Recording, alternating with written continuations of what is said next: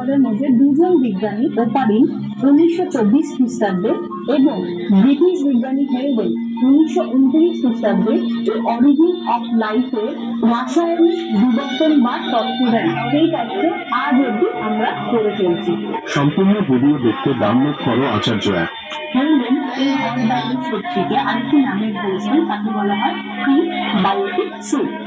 ওনার মতে জৈব যৌগগুলি নিজেদের মধ্যে মিলিত হয়ে তৈরি করেছিল কোয়াজার্ভেট, ওই পর্দা আদি কোষ বা প্রোটোসোম, আর সেটাই হলো কোয়াজার্ভেট, যেখান থেকে প্রাণীর সৃষ্টি। কিন্তু ব্রিটিশ বিজ্ঞানী সিডনি ফক্সের মতে কোয়াজার্ভেট নয়, মাইক্রোস্ফিয়ার বা প্রোটোজোয়ারই প্রথম প্রাণী সৃষ্টির কোষ।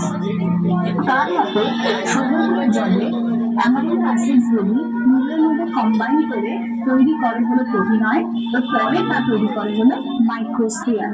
সম্পূর্ণ ভিডিও দেখতে ডাউনলোড করো আচার্য অ্যাপ। কার্ল মার্কস এবং ফ্রেডারিক অ্যাঙ্গেলস সমাজে সর্বহারাদের শাসন প্রতিষ্ঠার কথা বলেন এবং বলেন যে দুনিয়ার সমস্ত মজবুত এক হয়ে বলা যায় যে আধুনিক সমাজবাদের জনক হলেন কার্ল ফ্রেডারিক মার্কস।